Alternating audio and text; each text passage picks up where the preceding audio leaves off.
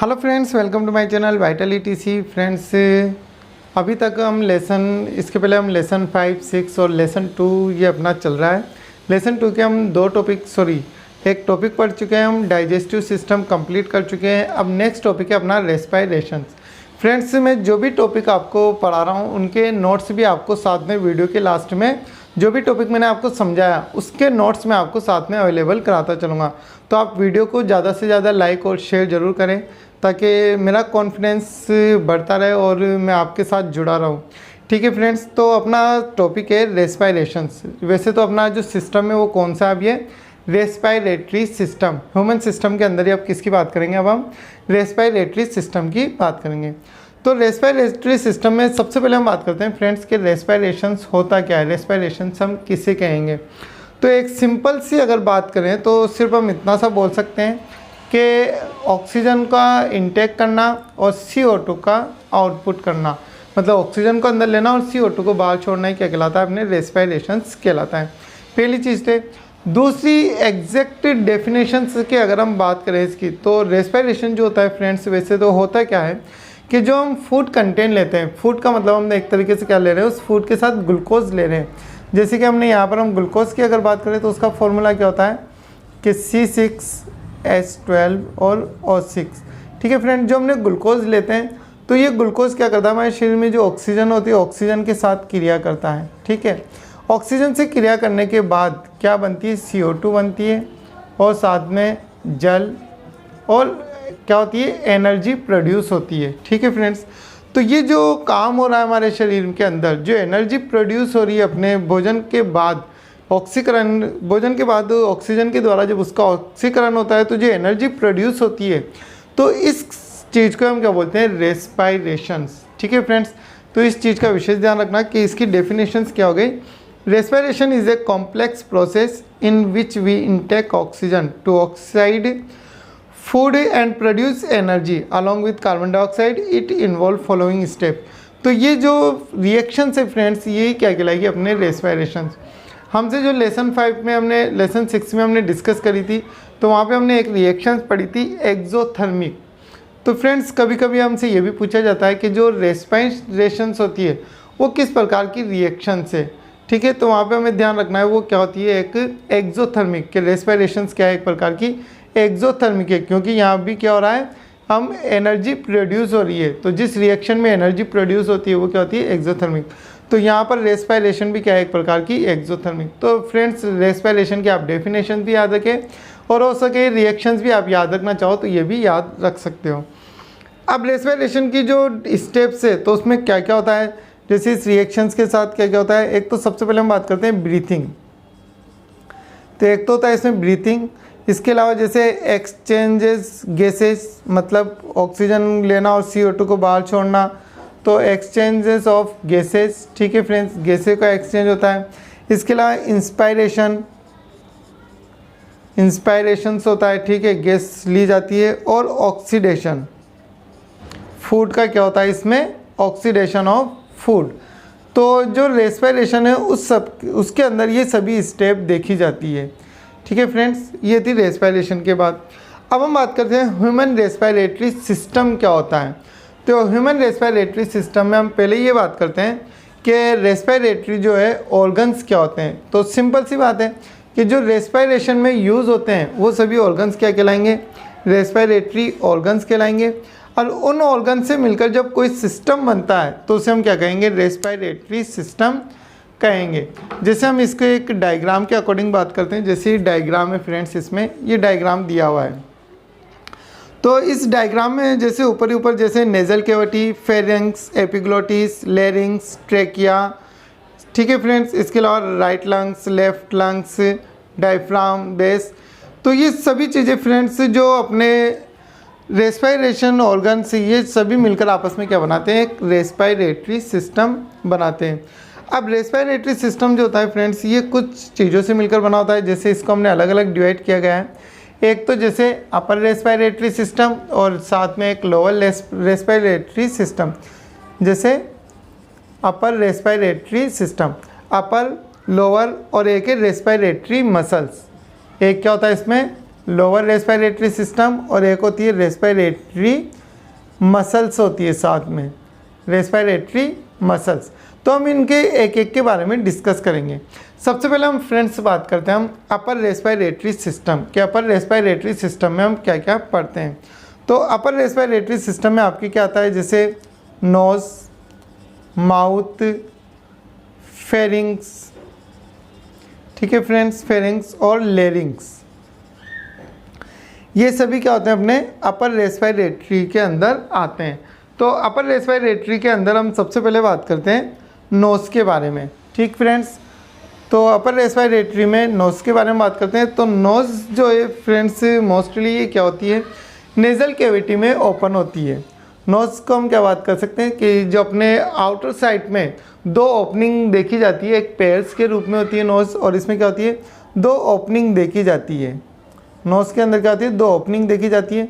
और ये ओपनिंग जो होती है ये किसके अंदर ओपन होती है, नेज़ल कैविटी के अंदर ओपन होती है। फ्रेंड्स इसको समझने की कोशिश करना, बहुत सिंपल सा टॉपिक है कि ये क्या होती है कि जो ओपनिंग होती है ये क्या होती है, नेज़ल कैविटी के अंदर ओपन होती है।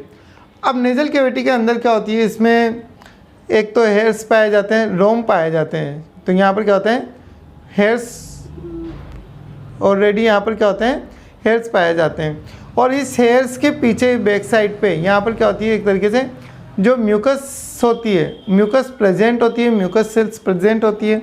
तो अब होता क्या है फ्रेंड्स, जब एयर इनटेक की जाती है, वैसे इसके अलग अलग फंक्शंस में पहले सिर्फ आप समझ लो होता क्या है, किस प्रकार होता है कि जब एयर इनटेक की जाती है तो एयर के साथ क्या होते हैं, बहुत सारे डस्ट पार्टिकल्स होते हैं। तो वो सभी क्या होते हैं, ये जो हेयर्स होते हैं, जब एयर इनटेक की जाती है तो ये जो हेयर्स होते हैं, इन हेयर्स के द्वारा जो भी डस्ट पार्टिकल्स एयर के साथ आते हैं वो सभी यहाँ पर क्या होते हैं, छन जाते हैं, मतलब यहाँ पर क्या हो जाते हैं, फिल्टर हो जाते हैं।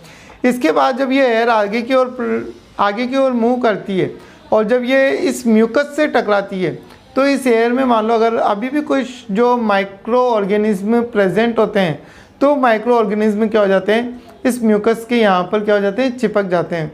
और अंदर की जब क्या होती है, एंटरिंग होती है तो वहाँ पर क्या होती है, बिल्कुल प्योर एयर एंटर होती है।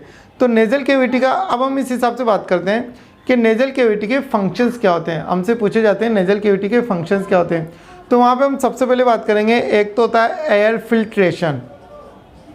सबसे पहली बात अगर की जाए तो फ्रेंड्स क्या होती है, एयर फिल्ट्रेशन होती है।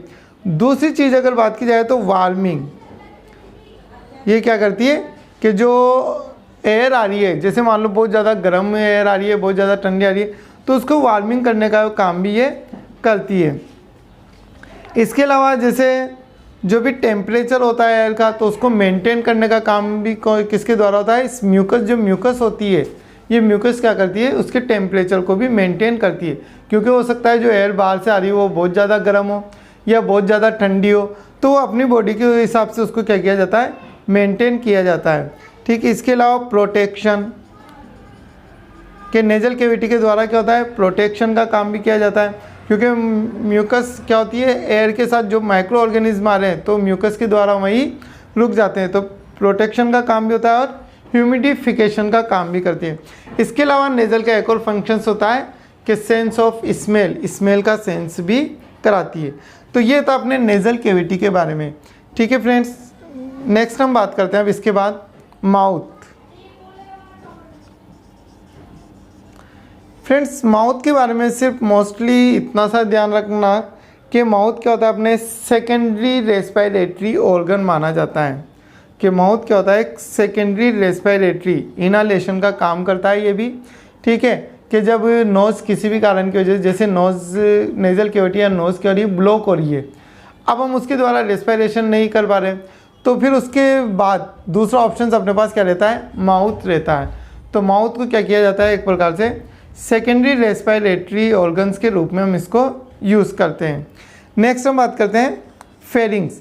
फेरिंग्स के बारे में फ्रेंड्स हम पहले भी पढ़ चुके हैं, डाइजेस्टिव सिस्टम में भी हमने इसके बारे में डिस्कस कर लिए कि ये सबसे पहली चीज़ तो एक कॉमन पासेज प्रोवाइड कराता है, एक तो ईसोफेगस और रेस्पिरेटरी ट्रैक्ट, दोनों के लिए क्या होता है, कॉमन पासेज प्रोवाइड कराता है। ठीक है, दोनों में अलग अलग तरीके से इसको डिवाइड किया जाता है। और फेरिंग्स वही 3 कैटेगरी में इसको डिवाइड किया गया है, नेजोफेरिंग्स, ओरोफेरिंग्स और लेरिंगोफेरिंग्स। अब हम बात करते हैं नेक्स्ट है लेरिंग्स। ठीक है फ्रेंड्स, इसको थोड़ा अच्छे से समझना आप। लेरिंग्स एक अच्छा टॉपिक है, कभी कभी इसके बारे में अलग से पूछ भी लिया जाता है कि लेरिंग्स क्या होता है। लेरिंग्स के बारे में हम डिस्कस करते हैं। तो लेरिंग्स की अगर बात की जाए फ्रेंड, तो सबसे पहली चीज़ तो कि इसको हम वॉइस बॉक्स भी बोलते हैं। सबसे पहली चीज़, मोस्ट इम्पोर्टेंट बात क्या हुई कि इसको वॉइस बॉक्स के नाम से भी जाना जाता है। अब वॉइस बॉक्स जो है इसको क्यों बोलते हैं, किस हिसाब से बोलते हैं, तो इसकी अगर हम बात की जा रहे हैं तो सबसे पहली बात तो फ्रेंड्स, इस जो लेरिंग्स होता है ये क्या होता है, लेरिंगोफेरिंग्स के बीच में होता है।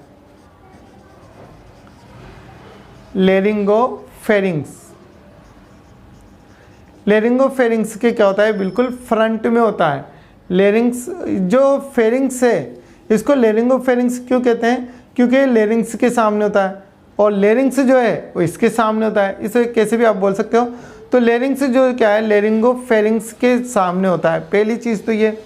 दूसरी क्या होती है कि ये जो होता है ये बना होता है कार्टिलेज टिश्यूज़ के द्वारा। ये क्या होता है, जो बॉक्स, एक तो वॉइस बॉक्स के समान इसकी स्ट्रक्चर क्या है, एक बॉक्स के समान ही होता है। और ये क्या होता है, कार्टिलेज की 9 जो है टिश्यूज होते हैं, प्लेट्स होती है, उनके द्वारा ये बना होता है। और ये कुछ इस तरीके से मान लो फ्रेंड्स, जैसे कि इसके चारों ओर क्या होती है, 9 प्लेट्स होती है। और इसमें क्या होते हैं, 2 वोकल कॉर्ड प्रेजेंट होते हैं। इस चीज़ को समझना आप फ्रेंड्स, यहाँ पे अपने काम की चीज़ है कि इसके अंदर क्या होते हैं, 2 वोकल कॉर्ड होते हैं। जैसे इस प्रकार से मान लो 2 वोकल कॉर्ड है और जब इसमें किसी प्रकार की वॉइस आती है तो वॉइस आने पर क्या होती है, इनमें क्या होता है, एक साउंड प्रोड्यूस होता है। इनमें क्या होता है, वाइब्रेशन होता है। जैसे कोई एयर इसमें आई, एयर आता है, इसमें क्या होती है कि वाइब्रेशन होता है। वाइब्रेशन के कारण क्या करती है, साउंड प्रोड्यूस करती है। और साउंड प्रोड्यूस करने के कारण ही हम इसको क्या बोलते हैं, वॉइस बॉक्स। इस चीज़ को अच्छे से ध्यान रखना फ्रेंड कि पहली चीज़ तो लेरिंग्स क्या होता है, एक वॉइस बॉक्स कहलाता है। और दूसरी चीज़ कि ये कार्टिलेज टिश्यूज़ के कार्टिलेज द्वारा 9 प्लेटों से मिलकर बना होता है ये। ठीक है, और इसकी जो होती है थोड़ी कार्टिलेज के द्वारा होता है तो ये थोड़ा लचीला होता है। ठीक, दूसरी चीज़ इसमें 2 क्या होते हैं, वोकल कॉर्ड पाए जाते हैं।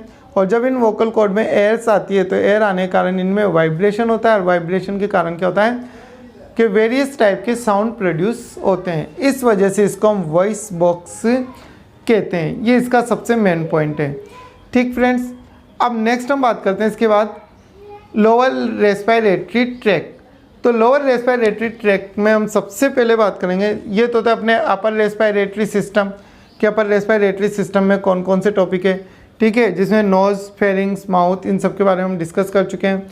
सेकेंड है अपने पास लोअर रेस्पिरेटरी ट्रैक्ट। फ्रेंड्स, इसमें एक चीज़ और, आप चाहे तो जो एपिग्लोटिस हमने वहाँ पढ़ा था तो आप एपिग्लोटिस के बारे में भी इसमें लिख सकते हो, एपिग्लोटिस हेडिंग डाल के। और एपिग्लोटिस का मेन फंक्शन क्या होता है कि जो फूड कंटेन होते हैं उनको ये क्या करती है, रेस्पिरेटरी ट्रैक्ट में जाने से रोकती है। ये एपिग्लोटिस का मेन काम है।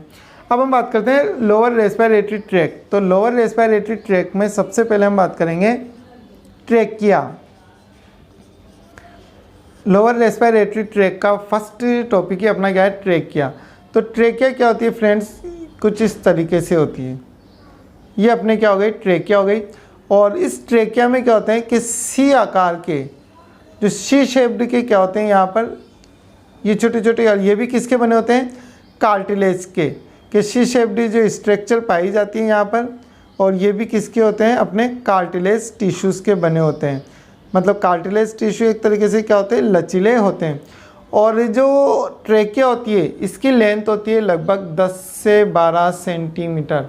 ठीक है, 10 to 12 सेंटीमीटर इसकी लेंथ होती है। और इंच के हिसाब से बात करें तो लगभग 5 सेंटीमीटर इसकी लेंथ होती है।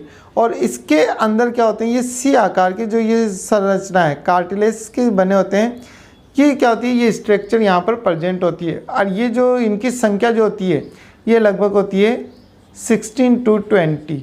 ठीक है फ्रेंड्स, अब बात क्या आती है कि ये काम क्या करते हैं। मोस्टली इम्पोर्टेंट बात अपने लिए क्या है, ये बात, ये चीज़ कि ये इनका फंक्शंस क्या है, ये जो सी आकार के जो कार्टिलेज टिश्यूज़ की जो स्ट्रक्चर होती है करती क्या है। इसके पीछे फ्रेंड्स आप एक चीज़ समझो, जैसे मान लो कभी भी हमें एक गिलास है, ठीक, इस गिलास के अंदर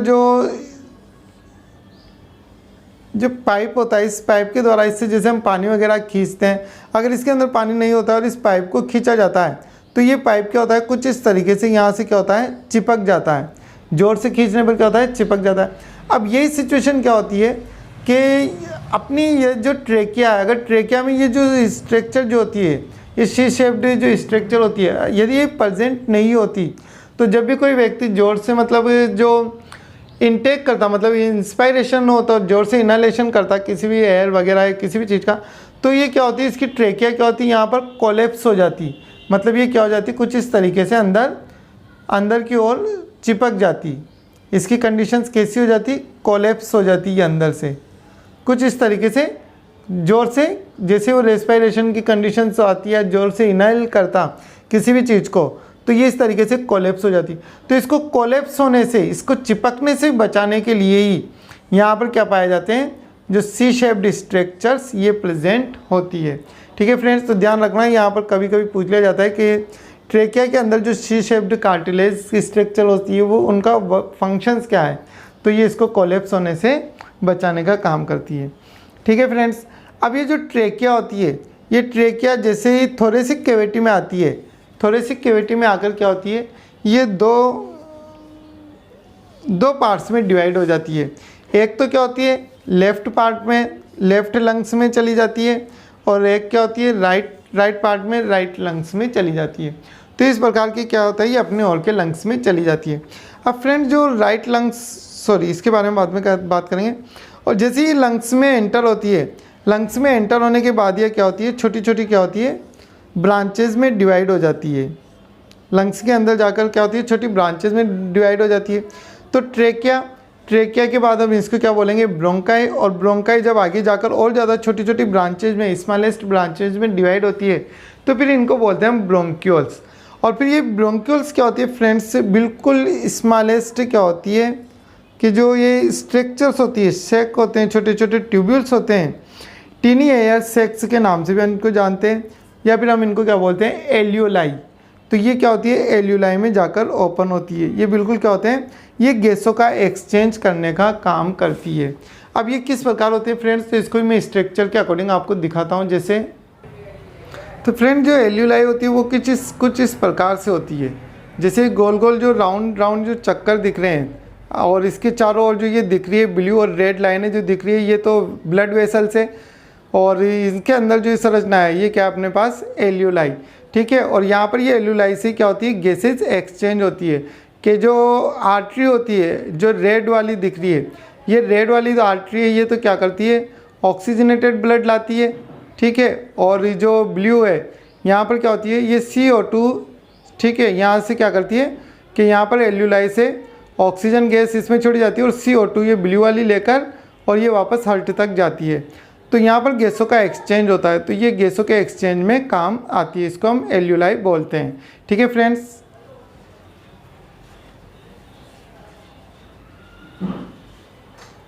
तो फ्रेंड्स अपने टॉपिक था ट्रेकिया वाला टॉपिक और लोअर रेस्पिरेटरी सिस्टम में। अब लोअर रेस्पिरेटरी सिस्टम में फ्रेंड्स एक और अपने मेन टॉपिक है लंग्स। तो मेन पार्टी जो रेस्पिरेटरी सिस्टम होता है, तो इसका रेस्पिरेटरी सिस्टम का मेन पार्ट भी माना जाता है। कि पूछ लिया जाता है कि जो रेस्पिरेटरी सिस्टम होता है या रेस्पिरेशन में main part of the body, मतलब रेस्पिरेशन के लिए जो मेन ऑर्गन्स होता है वो कौन सा होता है, तो उसमें हम बात करते हैं लंग्स के बारे में। तो फ्रेंड्स लंग्स को हम नेक्स्ट पार्ट में डिस्कस करेंगे, और साथ में ही जो मसल्स काम में आती है रेस्पिरेशन में, उन सभी के बारे में हम डिस्कस करेंगे। तो फ्रेंड्स वीडियो अच्छी लगी हो तो प्लीज़ लाइक और शेयर जरूर करें। Thank you for watching.